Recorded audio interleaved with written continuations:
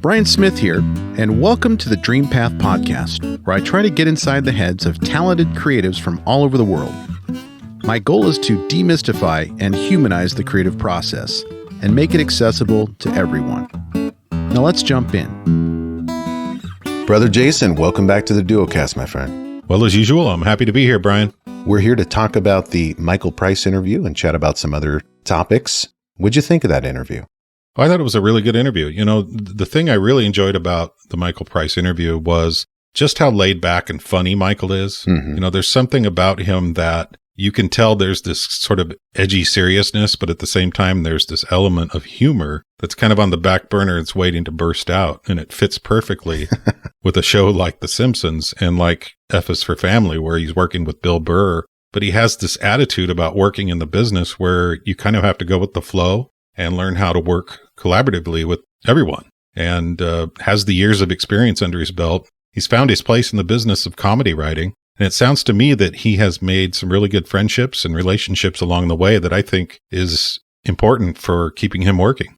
For me, the thing that stood out was his humility. Right. And just how humble this guy is. Mm-hmm. He has written for The Simpsons and executive produced for them for 2 decades. And talk about chops and experience and gravitas. Mm-hmm. He is the real deal in entertainment in Hollywood. And yet you talk to him and it's like you're talking to someone that you went to high school with, and he's just an everyday average guy off the street. Right. That's how he presents. He doesn't have any pretense whatsoever and no ego. Mm-hmm.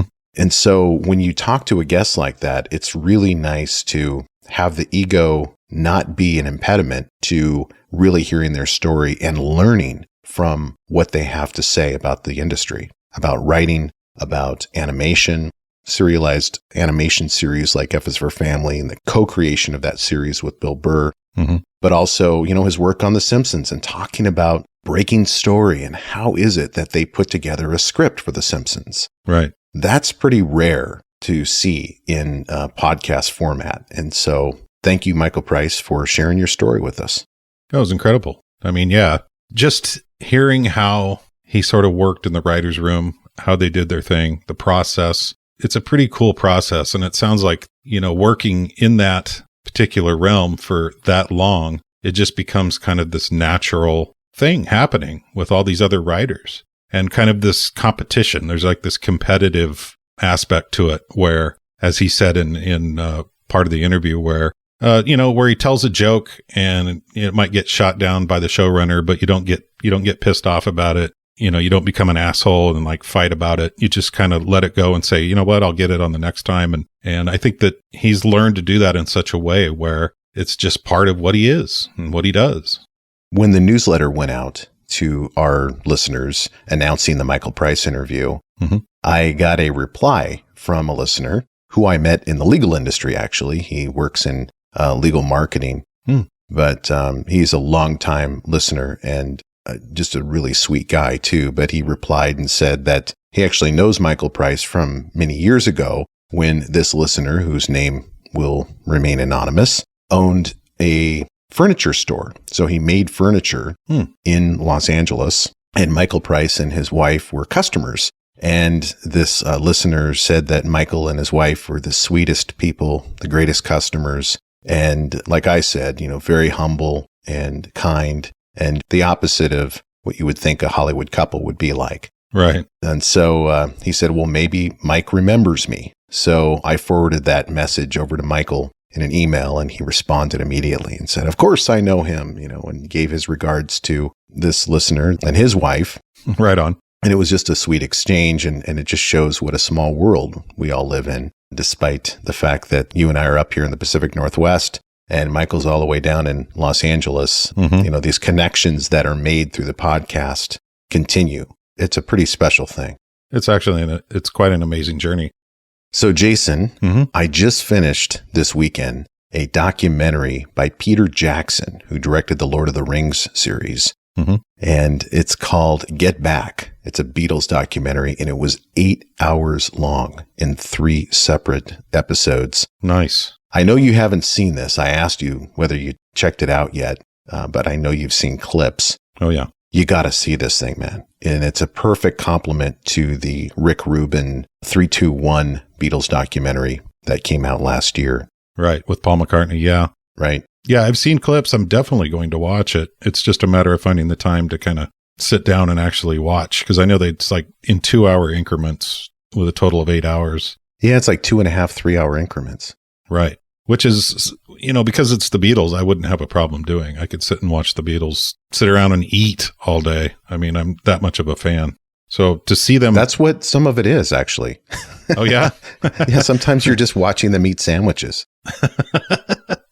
Well, it's very interesting, to kind of see just the process of writing and the way they collaborated together and just the overall patience that everybody seems to have. Because it seems to me, in a lot of it, that they're doing a lot of sitting around and just kind of throwing ideas at each other to see what sticks, And the fact that they had somebody like Billy Preston in there, I think really kind of glued it together in a different way because he's a very groovy keyboard player. And so that kind of changed the dynamic of their sound too, And totally. When they were putting that together, they were also not only doing the Let It Be film or finishing up the Let It Be project, but they were writing songs for Abbey Road, which is my favorite Beatles album. And to see them come together, like one of the scenes was Ringo came up to the piano and started playing what he had of Octopus's Garden, which is just, right. He just had like the first verse. Mm-hmm. And then George comes over with an acoustic guitar and says, what about this chord? And they kind of go into this bridge and this chorus kind of develops out of it. And it's amazing to see. It really is. I mean, I'm a true fan. And what's really weird about this documentary and also the Paul McCartney 3-2-1 documentary on Hulu is that I went into these not being a huge Beatles fan. Mm-hmm. And it's not because I don't think they're great musicians or great songwriters or iconic, important figures in history. Mm-hmm. I just never got into them. But these documentaries kind of drew me into their world. And I became huge fans of the Beatles as a result of watching these documentaries. Yeah.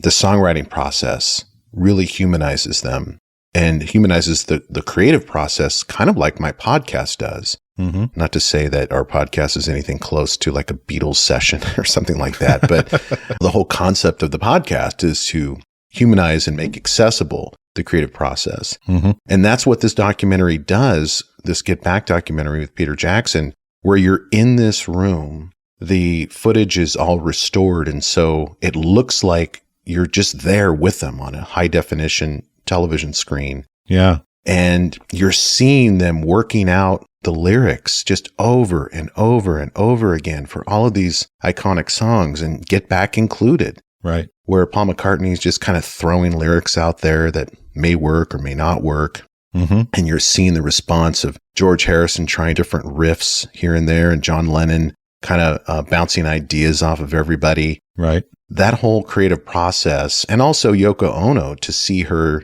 kind of attached to John Lennon's hip the entire time.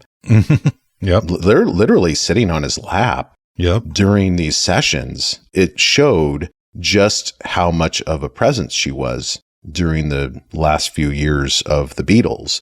Mm-hmm. But it also, as you suggested, it also shows that the Beatles, at least on camera, didn't make a big deal out of Yoko being there. Right. And so I don't know how much of a impediment she was to the creative process or how much conflict her presence created. But I do think that there's some misogyny built into that criticism of Yoko, because if you're criticizing Yoko for being there, you have to criticize John for having that dynamic and being okay with that dynamic. So right. I really think it's a John Lennon issue, not a Yoko Ono issue, to be honest. But I don't even know if it's an issue at all looking at this footage. So when you check it out, we'll have to hop on the mic and, get your take on the Beatles doc by Peter Jackson, because I found it to be fascinating. I was just riveted by every minute, where even as they're just eating sandwiches and they're getting ready to go back into their session again, you're looking at these folks and you're just realizing that there's all these ideas swimming around in their heads, and that collectively, by the end of this session, they're going to have songs for Let It Be. They're going to have songs for Abbey Road. Right. And these songs are going to be part of our musical consciousness forever, for the rest of our lives. Exactly. And not only that, You get to see a little bit of George Harrison's work, which ended up later on All Things Must Pass. Right. So it's just all of these ideas coming out, whether they were accepted or rejected, you know, it was coming out of them fresh at that moment. And so that's an amazing thing to see. And just from clips, what I've noticed, you know, over the years, a lot of people have really scrutinized Yoko Ono and blamed her for the Beatles breakup. And you kind of get the truth in some of this footage that I don't think that's the case at all. You know, she was there, definitely a presence there, but she wasn't pulling John out of it. And she wasn't, you know, saying, hey, look, it's either me or them. This was more of a management issue. This was like a money issue. It was also probably time for them to just take a break. You know, I mean, it had been, they'd been a band at that point almost 10 years. And so I think you get to a point where it's like, okay, we've got all the stuff out that we can at the moment. And I think we could take a break now. And they just decided to make it very final and go their separate ways. Right. So it was great. It's great. If you watch the Beatles doc, pay attention to the moments where Yoko hops on the mic in between takes. And it is really something to behold. There are some moments where if you're going to blame Yoko for breaking up the band, those are the moments that would do it right there.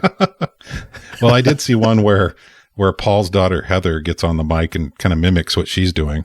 Right. And that's funny. That's funny. It is. It's a great documentary. And talking about Billy Preston, you mentioned Billy. Mm-hmm. I don't want to, you know, spoil anything in the documentary because it's great to just see it happen organically without any expectations. But when Billy Preston shows up, it is a complete transformation of the whole vibe of the band and the enthusiasm. Mm. And it's a really special moment in the film. And there's also another moment where George Harrison leaves. I don't think that's really a spoiler. That's kind of lore at this point. Yeah. But George Harrison just gets up. I think it's during the first episode. And he's like, I think I'm done now. I think I'm leaving the band. Yep. And they're like, what? What do you mean you're going to get lunch? No, I'm leaving. I'll see you later. Like, he's just gone. Right. And the drama that creates and the conflict that you need in a documentary to keep it interesting.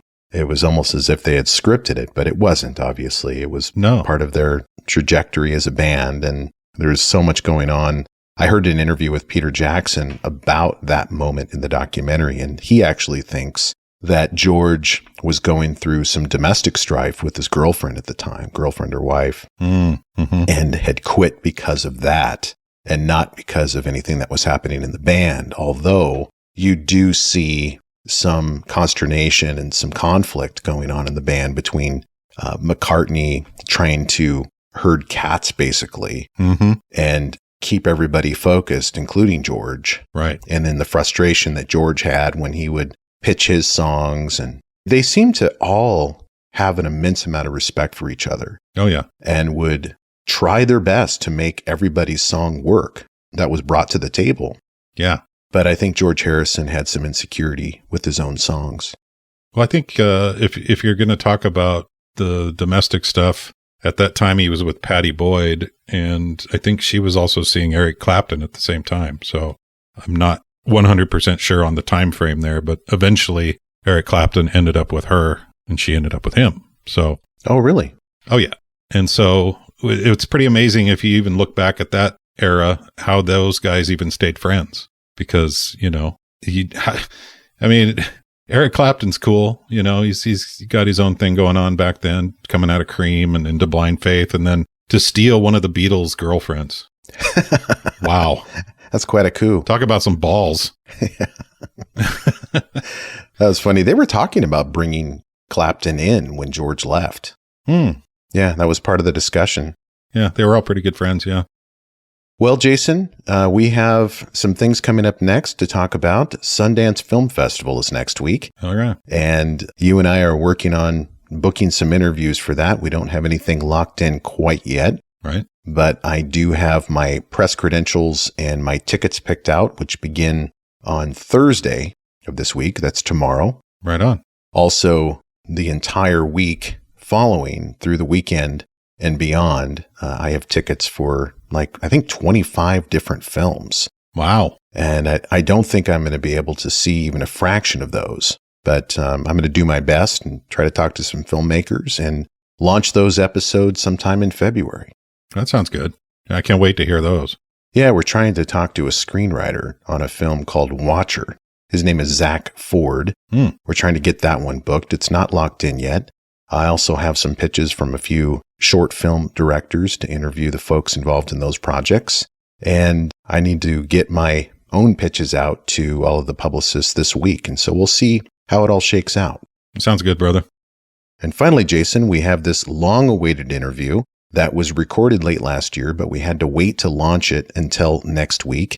And that is the interview with Ken Kinnear. Yeah. So we can expect that, I think, on the 25th or 26th. Yep. And I'm really looking forward to hearing feedback on that episode because it was one of my favorite chats from 2021. I just couldn't launch it then due to some publicity issues that coincide with Ken Kinnear's own publicity for his book coming up.